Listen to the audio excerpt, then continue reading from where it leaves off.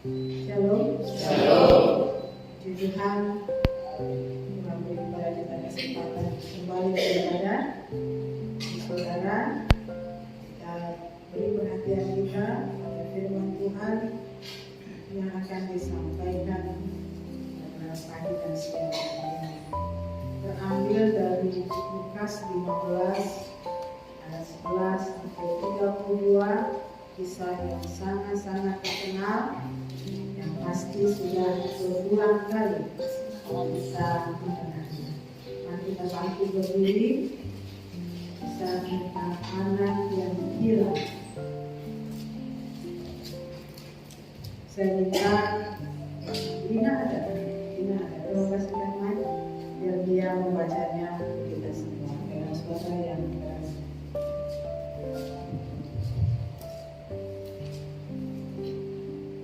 Lukas pasal 15 ayat 1 sampai ayat 11. Ayat 11 sampai dengan ayatnya yang ke-32. Demikianlah firman Tuhan. Perumpamaan tentang anak yang hilang. Yesus berkata lagi, ada seorang mempunyai 2 anak laki-laki. Kata yang bungsu kepada ayahnya, Bapa, berikanlah kepadaku bagian harta milik kita yang menjadi hakku. Lalu ayahnya membagi-bagikan harta kekayaan itu di antara mereka. Beberapa hari kemudian, anak bungsu itu menjual seluruh bagiannya itu, lalu pergi ke negeri yang jauh. Di sana ia memboroskan harta miliknya itu dengan hidup berfoya-foya. Setelah dihabiskannya semuanya, timbullah bencana kelaparan negeri itu, dan ia pun mulai melarat. Lalu ia pergi dan bekerja pada seorang majikan di negeri itu. Orang itu menyuruhnya ke ladang untuk menjaga babinya. Lalu ia ingin mengisi perutnya dengan ampas yang menjadi makanan babi itu, tetapi tidak seorang pun yang memberikannya kepadanya. Lalu ia menyadari keadaannya, katanya, betapa banyaknya orang upahan Bapakku yang berlimpah-limpah makanannya, tetapi aku di sini mati kelaparan. Aku akan bangkit dan pergi kepada Bapakku dan berkata kepadanya, Bapa, aku telah berdosa terhadap sorga dan terhadap Bapa. Aku tidak layak lagi disebutkan anak Bapa. Jadikanlah aku sebagai salah seorang upahan Bapa. Maka bangkitlah ia dan pergi kepada bapaknya. Ketika ia masih jauh, ayahnya telah melihatnya, lalu tergeraklah hatinya oleh belas kasihan. Ayahnya itu berlari mendapatkan dia, lalu merangkul dan mencium dia. Kata anak itu kepadanya, Bapa, aku telah berdosa terhadap sorga dan terhadap Bapa. Aku tidak layak lagi disebutkan anak Bapa. Tetapi ayah itu berkata kepada hamba-hambanya, lekaslah bawa kemari jubah yang terbaik, pakaianlah itu kepadanya, dan kenakanlah cincin pada jarinya, dan sepatu pada kakinya. Dan ambillah anak lembu tambur itu, sembelihlah dia, dan marilah kita makan dan bersuka cita. Sebab anakku ini telah mati dan menjadi hidup kembali, ia telah hilang dan didapat kembali. Maka mulailah mereka bersukaria. Tetapi anaknya yang sulung berada di ladang, dan ketika ia pulang dan dekat ke rumah, ia mendengar bunyi seruling dan nyanyian tari-tarian. Lalu ia memanggil salah seorang hamba dan bertanya kepadanya, apa arti semuanya itu? Jawab hamba itu, adikmu telah kembali, dan ayahmu telah menyembelih anak lembu kamu, karena ia mendapatnya kembali dengan sehat. Maka marahlah anak sulung itu, dan dia tidak mau masuk. Lalu ayahnya keluar dan berbicara dengan dia. Tapi dia menjawab ayahnya, katanya, telah bertahun-tahun aku melayani Bapa, dan belum pernah aku melanggar perintah Bapa. Tapi kepadaku belum pernah Bapa memberikan seekor anak kambing untuk bersuka cita dengan sahabat-sahabatku. Tetapi baru saja datang anak Bapa yang telah memboroskan harta kekayaan Bapa bersama-sama dengan pelacur-pelacur. Maka Bapa menyembelih anak lembu tambur itu untuk dia. Kata ayahnya kepadanya, anak Engkau selalu bersama-sama dengan aku, dan segala kepunyaanku adalah kepunyaanmu. Kita patut bersukacita dan bergembira, karena adikmu telah mati dan menjadi hidup kembali. Ia telah hilang dan didapat kembali. Amin. Haleluya. Silakan saudara. Saudara yang dikasih oleh Tuhan Yesus Kristus, kisah ini berbicara tentang kasih Allah yang begitu besar dan tidak menghendaki satupun manusia yang binasa, terutama mereka yang telah disebut sebagai anak Allah. Anak Allah itu ada dua. Pertama sulung, yang kedua bungsu. Saudara yang dikasih oleh Tuhan, apa yang menjadi perbedaan dari bungsu dan sulung? Bungsu dan sulung punya perbedaan yang sangat-sangat nyata. Sulung adalah seorang yang bekerja setia melayani bapaknya. Dia bekerja di dalam usaha bapaknya. Dia membuat usaha bapaknya itu menjadi lebih besar dan lebih maju. Dia adalah orang yang semakin setia melayani bapaknya dan menjadi kepercayaan bapak. Namun bungsu sangat berbeda. Ia hidup dengan kasih karunia, dengan keadaan yang sangat nyaman oleh berkat Tuhan. Namun dia tidak mau ikut terlibat di dalam pekerjaan atau usaha yang dimiliki bapaknya.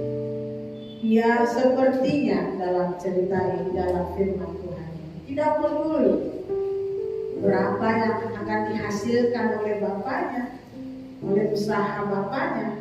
Yang terpenting itu menjadi bagian dia untuk bisa bersukacita. Saudara yang dikasihi oleh Tuhan, sesungguhnya inilah tipe orang Kristen.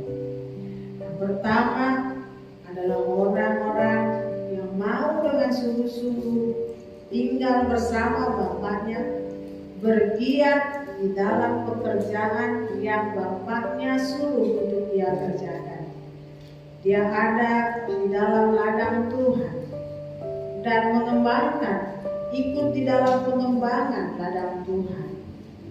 Dia adalah tipe orang yang ada di dalam kegerakan Allah, sehingga dia mengetahui betul bahwa dia harus menjadi saksi untuk membuat pekerjaan Allah, gerakan Allah boleh berhasil.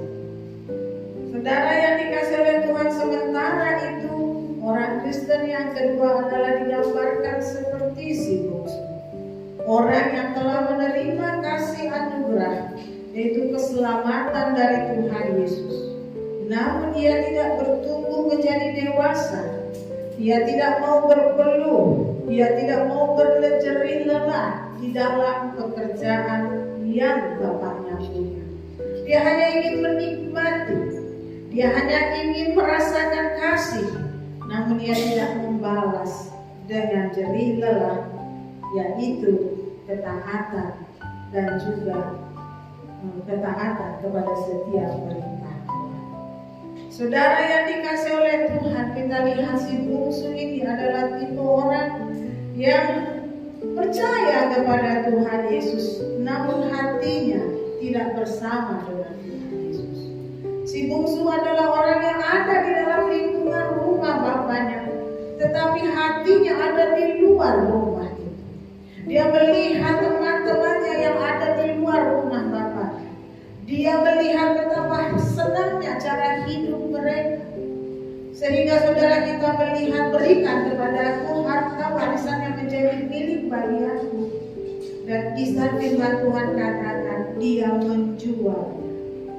Dia menjual segala apa yang diberikan oleh bapaknya.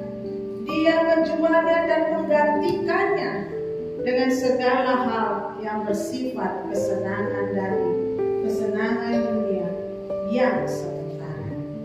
Saudara yang dikasihi oleh Tuhan, firman Tuhan katakan di dalam 1 Yohanes 2 ayat 15 sampai 17 demikian.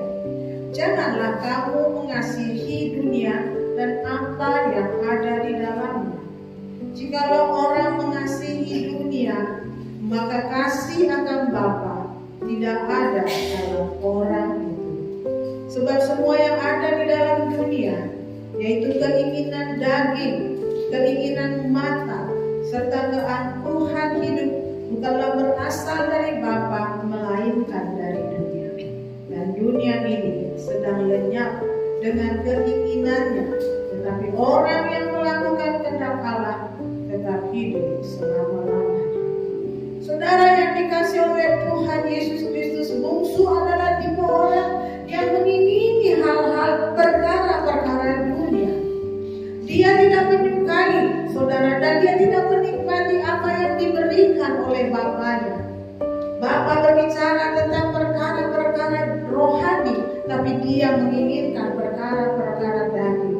Bapa berbicara tentang hal-hal yang surgawi yang diserahkan kepada anak-anaknya, tapi dia berbicara tentang perkara-perkara dunia. Semua itu akan membawa manusia kepada kesesatan, tidak terkecuali anak-anak Bapa. Tidak terkecuali si sulung, walaupun dia telah menjadi anak Bapa. Tetapi jika dia melangkah keluar seperti yang dikatakan di dalam firman Tuhan yang tadi kita baca, dia meninggalkan bapaknya, dia menjual hartanya, menggantinya dengan kesenangan dunia, dia berfoya-foya, dia bersuka cita, bersenang-senang, berpesta pora dengan orang-orang, dengan cara orang dunia. Dia meninggalkan kasih Allah. Saudara yang dikasihi oleh Tuhan, bungsu adalah tipe orang Kristen yang tidak sungguh-sungguh dalam mengikuti Tuhan, dalam menjalani hidup kekristenannya. Hatinya menjauh dari kasih anugerah Allah, bahkan tidak menganggap penting kasih anugerah Allah yang membawa kepada keselamatan dan hidup kekal itu. Dia hanya melihat apa, dia hanya percaya dengan apa yang dilihat, dengan apa yang bisa dia nikmati, walaupun nikmatnya itu hanya sesaat. Bungsu, dia saudara yang dikasihi oleh Tuhan, hanya ingin menikmati segala yang bersifat jasmani saja. Saudara yang dikasihi oleh Tuhan, waktu saya kuliah dulu, saya bilang sama mama saya, "Ma, 1 bulan ini saya gak pulang ke Jakarta. Nanti tanggal segini saya akan pulang." Karena zaman saya kuliah tidak ada handphone ya. Jadi kalau mau hubungan mama, kalau gak telepon, pakai surat.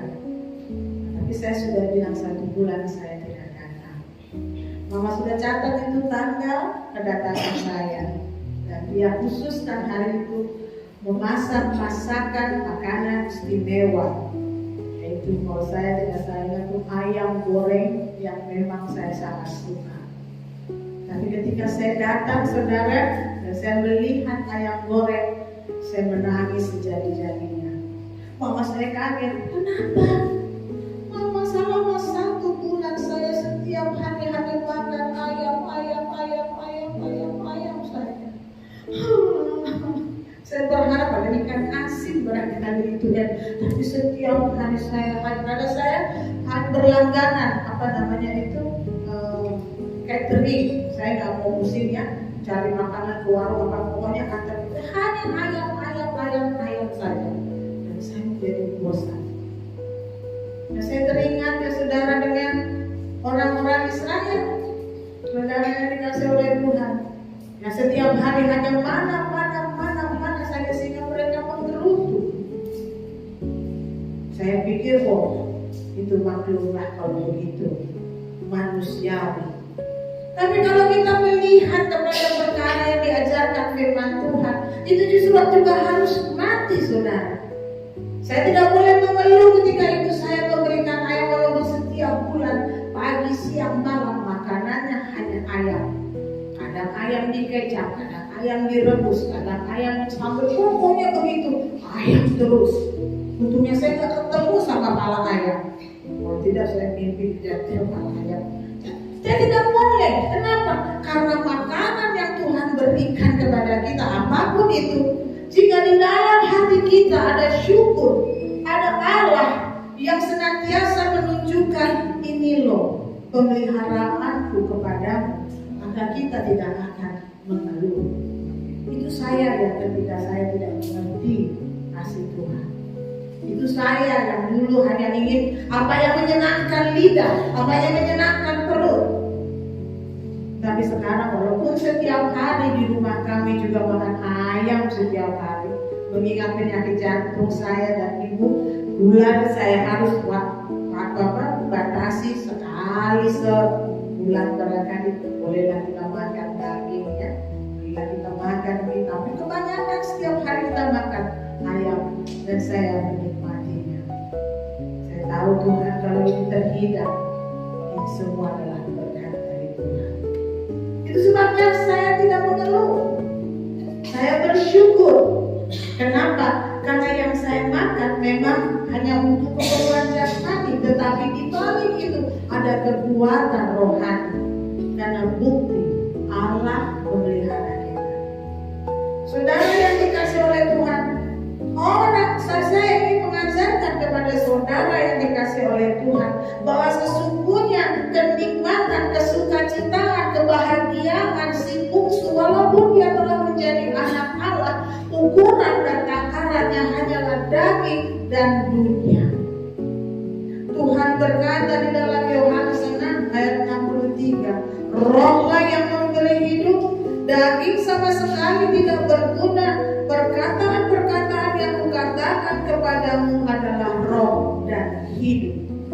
Saudara yang dikasih oleh Tuhan, kalau ini menjadi sumber kekuatan kita yang kita makan setiap harinya dengan rasa syukur, dengan rasa terima kasih, maka saudara yang dikasih oleh Tuhan, bahwa walaupun engkau hanya bisa makan sepiring nasi dengan cabai dan garam, Anda akan menikmati itu dengan rasa syukur dan berterima kasih. Saya tahu bukan karena makanan ini saya kuat. Saya ingat Daniel, dia hanya makan sayur, dia hanya minum air putih, tetapi dia 10 kali lebih gemuk, dia 10 kali lebih bijak, dia 10 kali lebih hebat dari mereka yang diberi makan makanan raja. Oleh sebab itu, apapun yang saya makan, saya telah menikmati, saya telah dipuaskan, saya telah dikuatkan oleh perkataan-perkataan Tuhan Yesus. Dia menguatkan roh kita. Itulah sebabnya kita hidup dan hidup dengan kelimpahan. Saudara yang dikasih oleh Tuhan Yesus, mengapa si sulung tidak mau meninggalkan bapaknya? Mengapa dia tidak menjauh dari bapaknya, saudara? Karena dia tekun bekerja. Dia tahu apa yang dia kerjakan. Dia tidak berhenti, dia tidak bermalas-malasan, dia terus bekerja. Dan karena dia bekerja, dia tidak mau urusan dengan segala di luar pekerjaan bapaknya. Saudara yang dikasih oleh Tuhan, banyak orang Kristen yang mula-mula dia membiasakan diri dengan perkataan rohani, menjadi anak-anak Allah, yaitu hidup di dalam roh. Seolah-olah mereka taat kepada perkataan Tuhan Yesus, tetapi semakin hari berjalan, kita melihat ada kebosanan, ada keletihan, ada kejenuhan di dalam mengikut Tuhan, sama seperti anak bungsu itu. Dia merasa sudah tidak betah lagi, dia merasa saya sudah tidak cocok lagi untuk ini, saya kepengen melompat keluar. Saya kepengen pergi dengan caranya sendiri. Kalau saya mengikuti jalan Tuhan, saya tidak akan ada kemajuan. Saya tidak akan meraih apa yang bisa orang-orang dunia raih. Saudara yang dikasih oleh Tuhan, karena apa? Karena si bungsu tidak mau bekerja di ladang Tuhan, tidak mau bekerja melayani Tuhan. Sulung tidak akan mau meninggalkan bapaknya. Karena ketika dia bekerja, dia melihat hasil. Dan ketika dia bekerja lagi, dia melihat hasil. Semakin giat dia bekerja, semakin berhasil dia di dalam segala usahanya. Karena bapaknya yang maha kaya itu adalah pengusaha besar. Sehingga apapun yang dikerjakan oleh si sulung, itu pasti akan berhasil. Itu sebabnya dia tidak memperhatikan segala apa yang disebut dengan kesenangan di luar rumah bapaknya. Dia hanya fokus fokus kepada pekerjaan yang ada di rumah Bapaknya. Waktunya ia isi dengan bekerja, mengelola harta Bapaknya. Saudara yang dikasih oleh Tuhan Yesus, di dalam Yohanes 6 ayat 27 sampai 35, di situ berkata, bekerjalah bukan untuk makanan yang akan dapat binasa, melainkan untuk makanan yang bertahan sampai kepada hidup yang kekal, yang akan diberikan Anak Manusia kepadamu. Sebab dialah yang disahkan oleh Bapa Allah dengan meterai. Lalu kata mereka kepadanya, apakah yang harus kami perbuat supaya kami mengerjakan pekerjaan yang dikehendaki Allah? Jawab Yesus kepada mereka, inilah pekerjaan yang dikehendaki Allah, yaitu hendaklah kamu percaya kepada Dia yang telah diutus Allah. Maka kata mereka kepadanya, tanda apakah yang kau perbuat supaya kami dapat melihatnya dan percaya kepadamu? Pekerjaan apakah yang kau lakukan? Nenek moyang kami telah makan mana di padang gurun, seperti ada tertulis, mereka diberinya makan roti dari surga. Maka kata Yesus kepada mereka, aku berkata kepadamu, sesungguhnya bukan Musa yang memberikan kamu roti dari surga, melainkan Bapa-Ku yang memberikan kamu roti yang benar dari surga. Karena roti yang dari Allah ialah roti yang turun dari surga dan yang memberi hidup kepada dunia. Maka kata mereka kepadanya, Tuhan, berikanlah kami roti itu senantiasa. Kata Yesus kepada mereka, akulah roti hidup. Barang siapa datang kepadaku, dia tidak akan lapar lagi. Dan barang siapa percaya kepadaku, ia tidak akan haus lagi. Perbedaan si bungsu dan si sulung adalah ketika si bungsu tidak mau bekerja seperti yang diperintahkan bapaknya, dan sulung bekerja untuk melakukan pekerjaan yang diperintahkan oleh bapaknya, yaitu apa? Percaya kepada Tuhan Yesus Kristus bahwa Dia adalah roti hidup.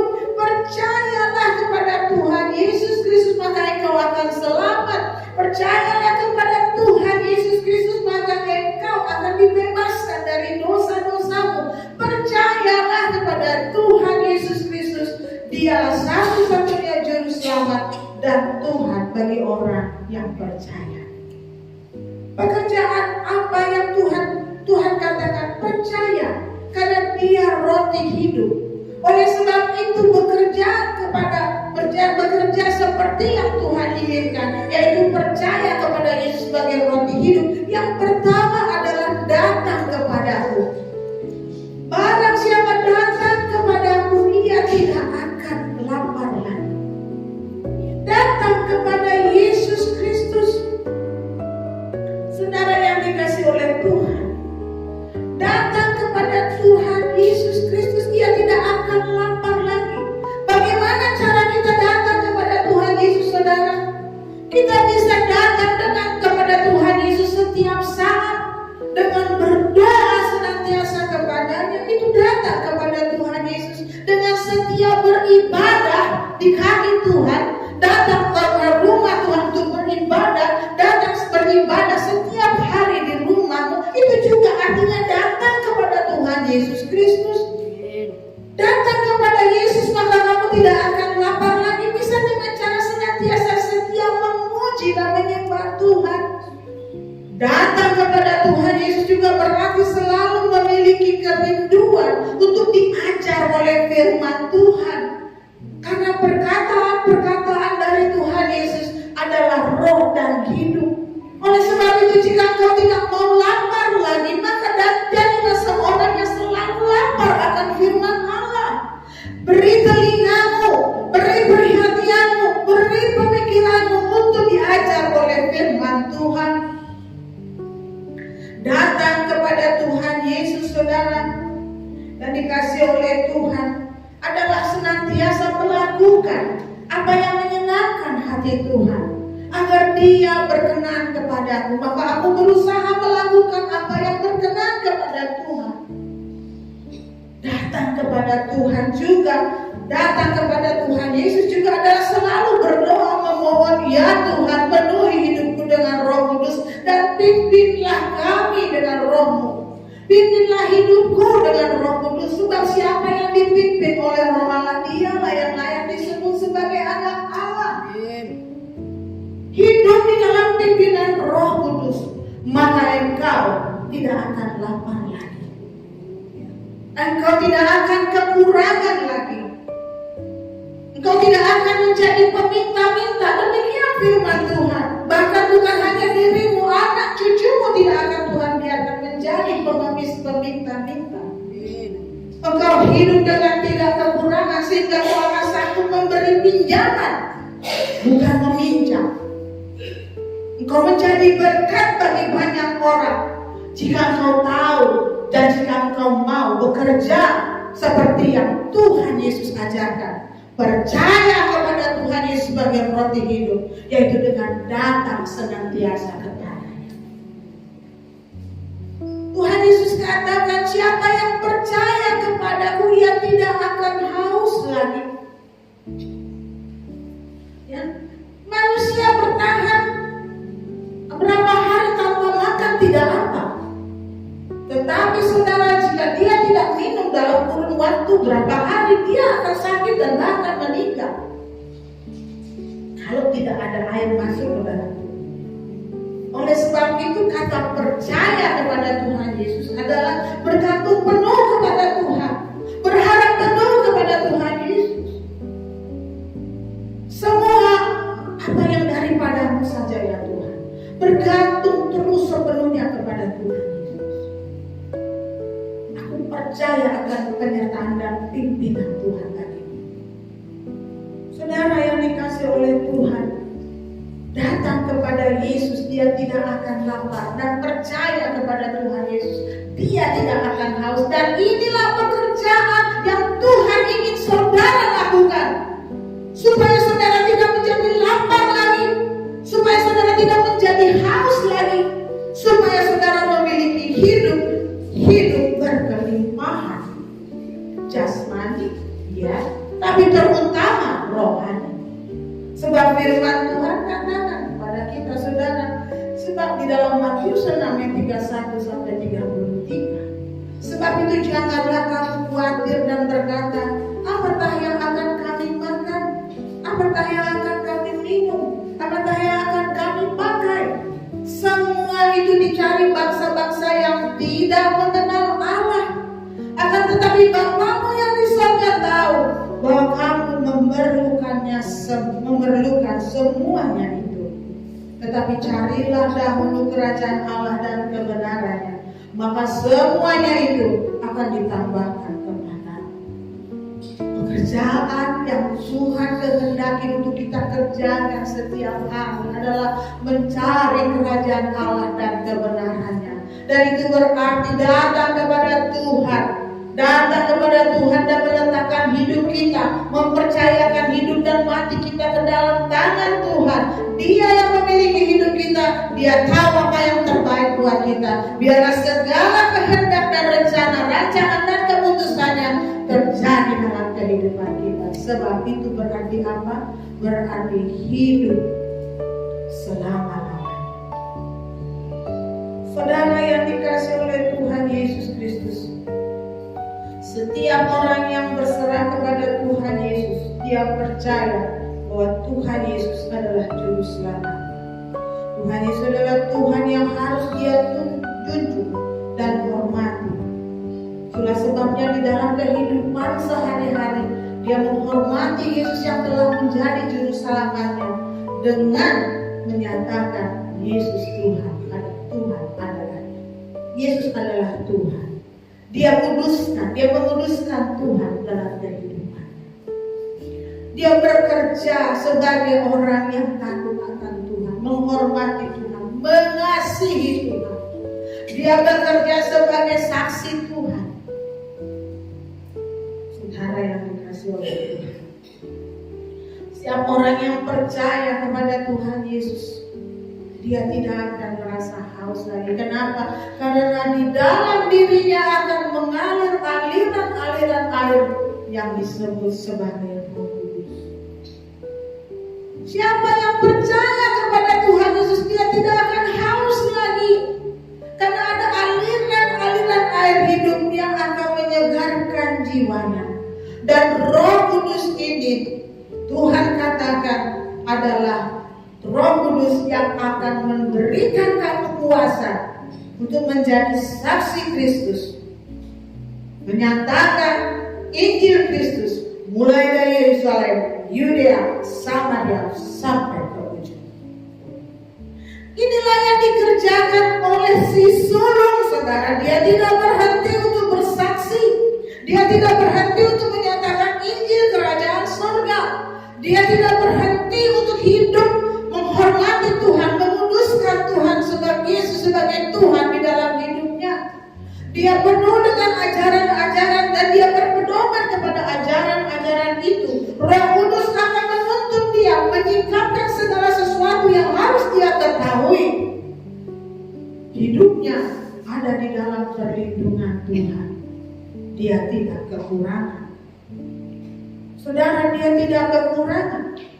Bayangkan bapaknya berkata, anakku, selama engkau ada bersama-sama dengan aku, segala kepunyaanku adalah kepunyaanmu. Itu kata bapaknya kepada si sulung. Tidakkah saudara berpikir itu juga berlaku bagi kita jika kita giat dan setia beribadah, giat dan setia bekerja bagi Tuhan? Jika kita mau menjadi utusan Tuhan, setia untuk melakukan apa yang Tuhan perintahkan dalam kehidupan kita.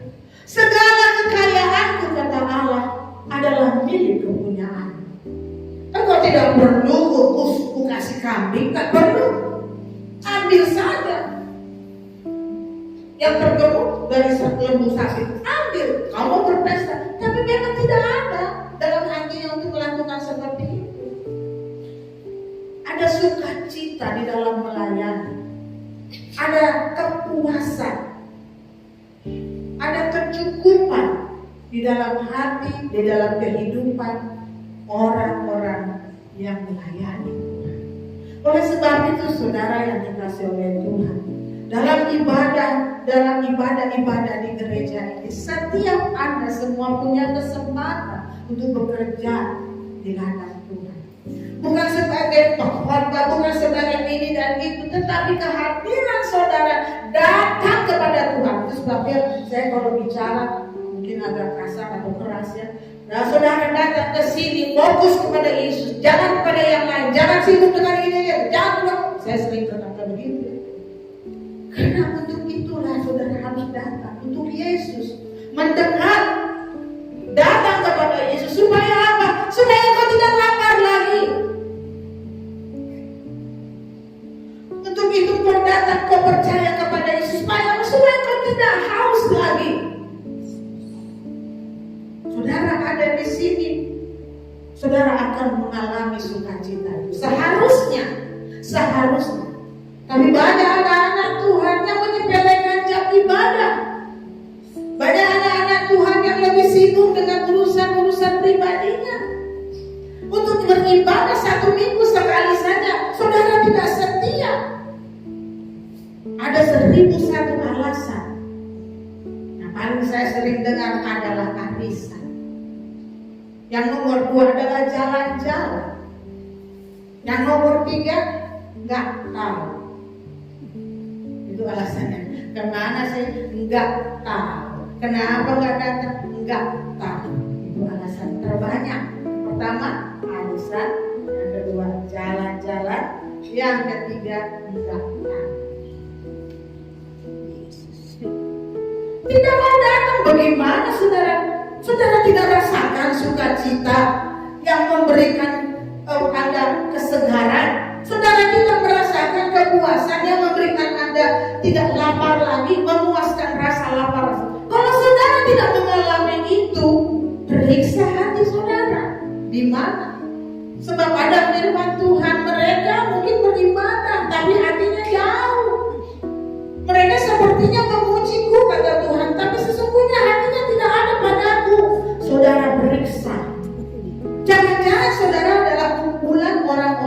yang tipenya seperti si bungsu. Datang ke gereja sebagai kewajiban. Datanglah ke gereja sebagai sebuah kebutuhan. Bayangkan kebutuhan. Saudara butuh, bukan wajib. Saudara butuh, saudara rindu. Saya ingin kejar, saya minta Tuhan. Saudara, saya selalu berdoa kepada Tuhan demikian. Kiranya Engkau berkenan menendekkan telingamu atas setiap doa yang diucapkan oleh umatmu di rumah Tuhan ini. Supaya ketika mereka berdoa dan menerima jawaban daripadamu Tuhan, mereka akan bersaksi kepada semua orang, sungguh Tuhan Allah ada di tengah-tengah kami. Itulah doa saya. Tapi saya seringkali melihat kalau saudara datang, saudara lebih sibuk dengan urusan-urusan yang gak ada urusannya dengan kerohanian saudara. Ngoceh sana, ngoceh sini, tukar duit sana, isi apa tadi kamu mau isi tadi si Bian? Shopee Pay, mana si Bian? Masih belum selesai deh. Belum selesai dia tadi keluar mau kemana kalau saya isi Shopee Pay? Kan belum selesai, belum datang. Ada saja. Saudara kalau datang ke sini ada pergumulan, saya katakan kepada saudara, ada pergumulan, ada permohonan, ada segala hal. Saudara datang di tempat ini, rendahkan diri di kaki Tuhan, berdoalah. Doakan semua yang saudara butuhkan dari Tuhan. Tetapi dengan merendahkan diri, kalau nanti saudara kira nanti di sini kayak itu lagi. Kalau saudara usah-usah, ada kan tempat. Kalau saudara usah-usah, nanti saudara dapat kekayaan. Kalau saudara begini, saudara ambil airnya, nanti saudara begini. Enggak, ini tempat Tuhan hadir di sini. Tuhan nyatakan dia hidup bagi saudara. Saudara yang dikasih oleh Tuhan, ketika kita hatinya tidak lagi bersama dengan kepada Allah, seperti tadi dikatakan, janganlah mengasihi dunia ini. Inilah yang terjadi kepada si bungsu.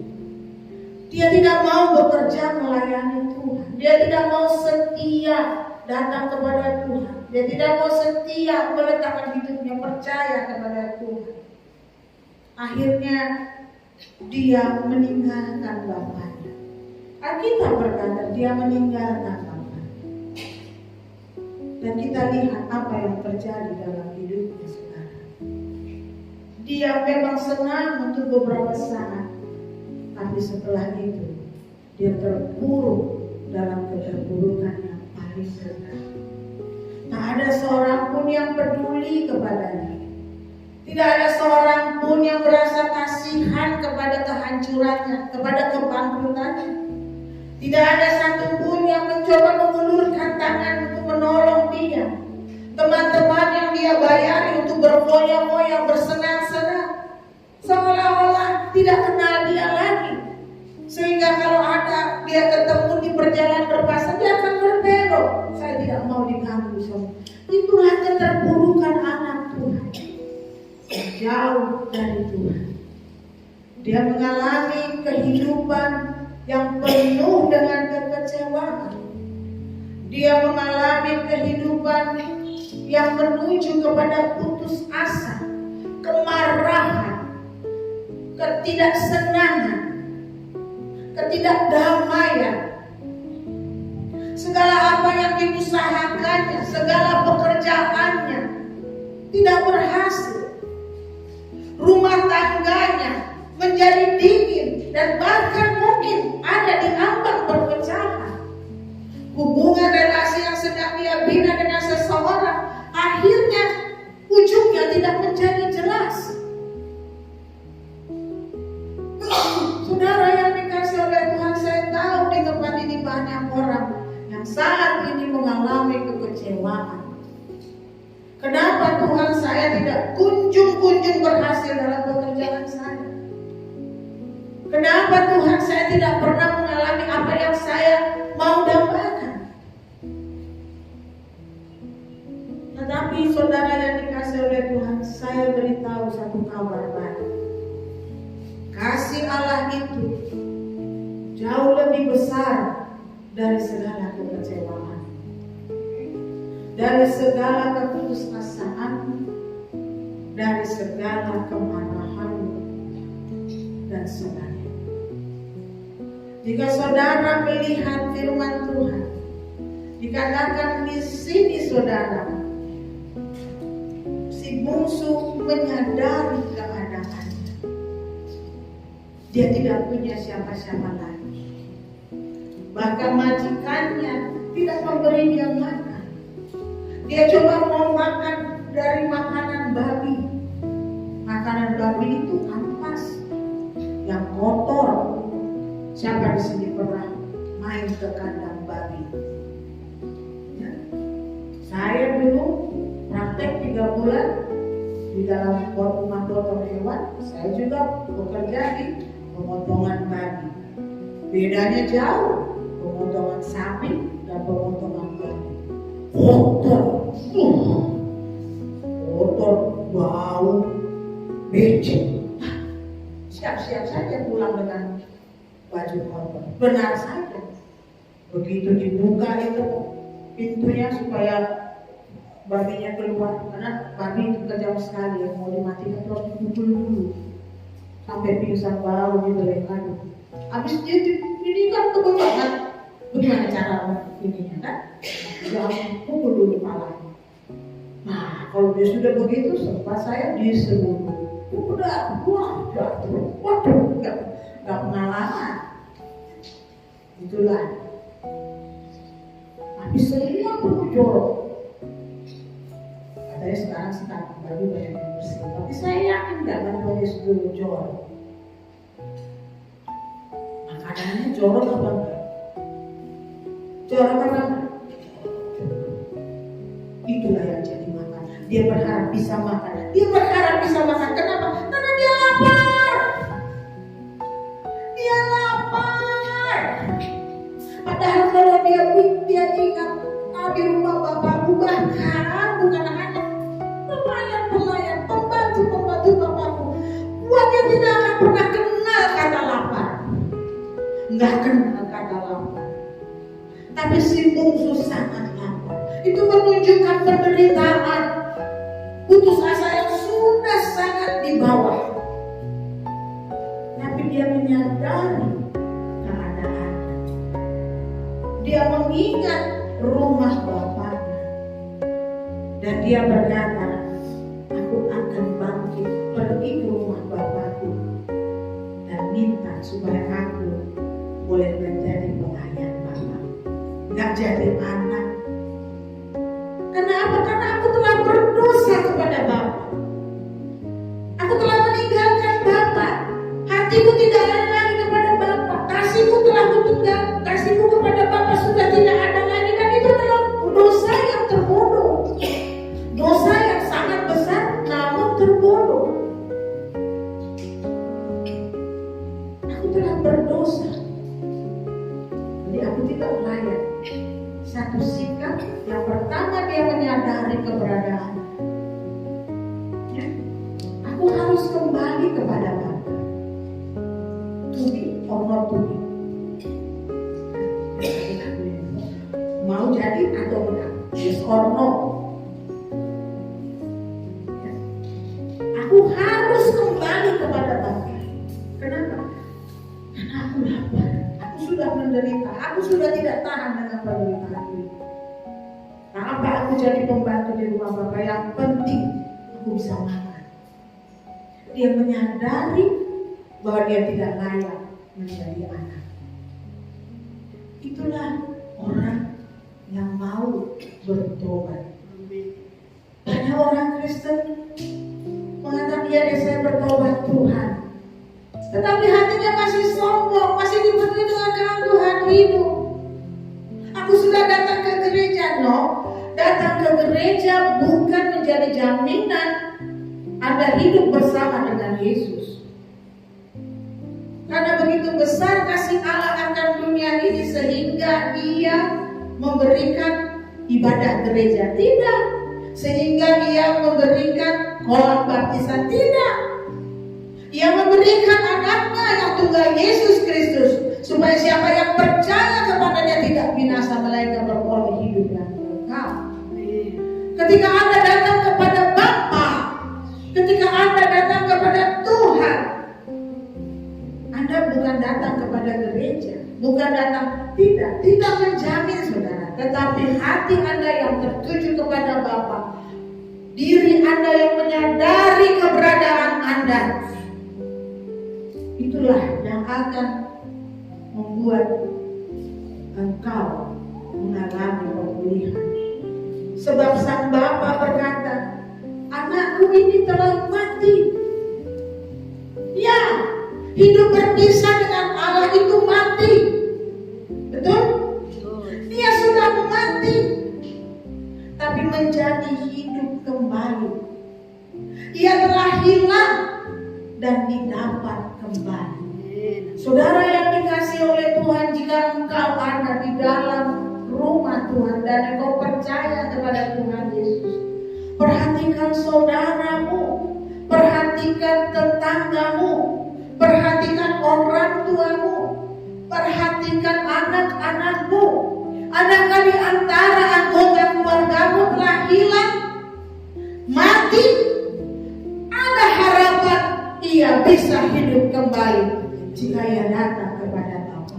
Ada harapan, ada harapan.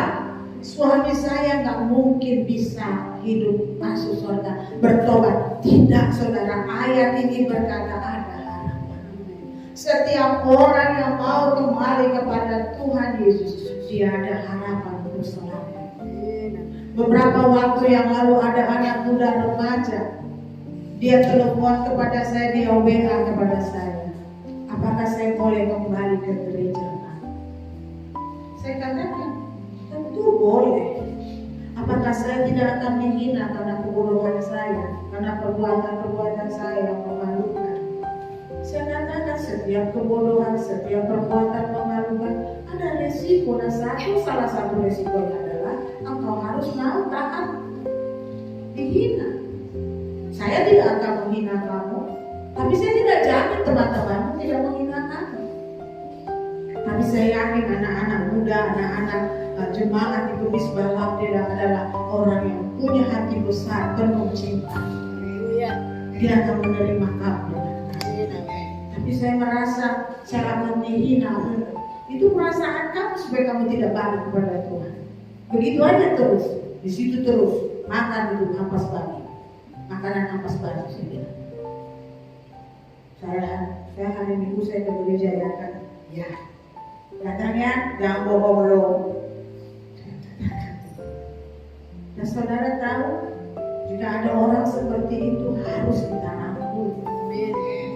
Harus kita ucapkan terima kasih Tuhan dia kembali. Mau nggak kita nggak perlu tahu mau ngapain, kita sudah dengar begini, sudah. Itu masalah dia, itu urusan dia dengan Tuhan. Tapi yang saya tahu saat dia ada di hadapan kami di rumah Tuhan ini, biar kami sama-sama menghadap kepada Tuhan.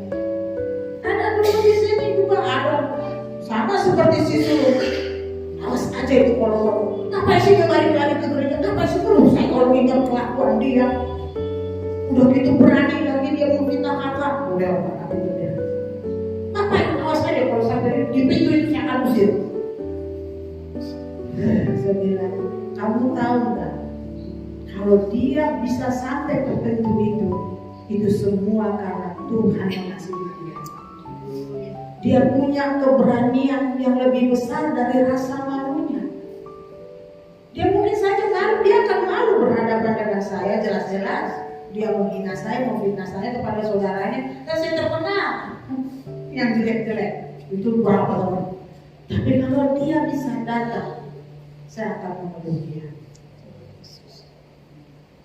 Itulah yang dirasakan oleh sang Bapa. Berikan kepadanya jubah yang terbaik, berikan kepadanya cincin, berikan kepadanya sepatu, ambil lembu tambun, sembelih, kita berpesta. Ada sukacita yang besar jika ada orang yang mau sungguh-sungguh kembali kepada Tuhan, kepada kasih Bapa. Orang yang mau bekerja seperti yang Tuhan perintahkan. Percayalah kepada Tuhan Yesus. Itu pekerjaan Tuhan Yesus suruh bagi kita. Dengan datang kepada Dia selalu. Saudara yang dikasih oleh Tuhan Yesus Kristus, kasih Tuhan jauh lebih besar dari segala kesalahan yang kita lakukan. Teramat-amat lebih besar. Oleh sebab itu saudara, mari kita ingatkan saudara-saudara kita yang sudah jauh dari Tuhan. Mari kita ajak ingatkan mereka datanglah kepada Tuhan. Tuhan Yesus mengasihi. Datanglah kepada tetanggamu. Jika dulu dia Kristen, sekarang dia menjadi mualaf. Ingatkan kenapa kau tinggalkan Yesus. Kau siapkan, makanya banyak datang kepada Tuhan. Salah satunya dengan ajaran firman Tuhan. Ya, lakukan, doakan semua orang yang saudara, kemana saudara pergi, saya akan mendoakan kamu. Itu pekerjaan Tuhan. Dan saya sangat bersuka cita sekali kalau respon saudara-saudara dari Bekasi begitu cepat, sehingga kemarin mereka mengadakan ibadah fajar. Ibadah fajar pos doa. Ya. Saya mohon ini saudara-saudara yang di Halim ya, dikoordinir lagi. Kalau nggak bisa malam, adakanlah pada Sabtu doa fajar, doa sama-sama. Ajak itu mamanya si Stephen. Itu mana Stephen bukan? Mukanya beda dari yang kalau di Facebook. Dan besok ajak itu pagi-pagi jam 5 doa. Seberapa yang mau? Ada 2-3. Kalau di tanah tinggi ada kan? Kalau mau pos doa, coba koordinasi ya Bapak dan ya. Atau kalau mau diadakan doa fajar bisa. Fokus selalu untuk beribadah. Namanya juga datang kepada Tuhan. Dulu gereja ini setiap pagi itu terbuka. Ada yang jaga semua. Saya ingat ada seorang bapak naik sepeda dia sebelum pergi ke pekerjaannya. Dia akan mampir dulu ke gereja ini. Dan dia akan berduduk di sini, berlutut di sini dan dia berdoa cukup lama. Setelah dia amin ditawarkan teh manis dia minum, kemudian dia pergi lagi lanjutkan pekerjaan.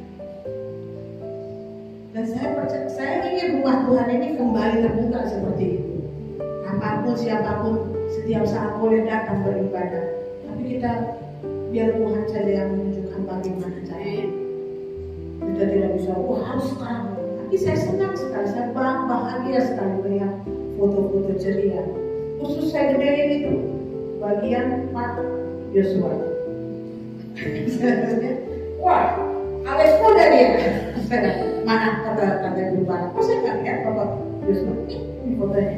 Oh iya, Bapak muda. Bapak muda saudara kalau kita dekat sama Tuhan.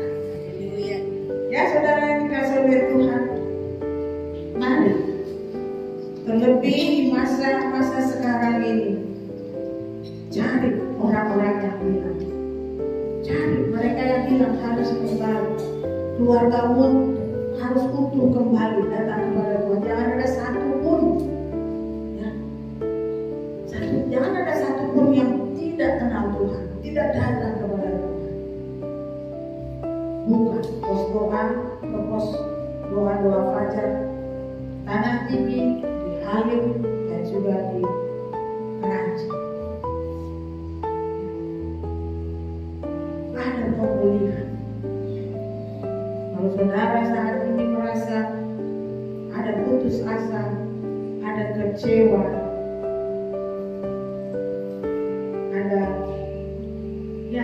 ada segala hal yang membuat saudara, aduh kenapa saya tidak berhasil? Mari sekarang jawabannya datang kepada Tuhan. Carilah dahulu kerajaan Allah dan kebenaran. Percaya Tuhan tidak akan membiarkan engkau berjalan sendirian tanpa hasil. Tuhan Yesus memberkati.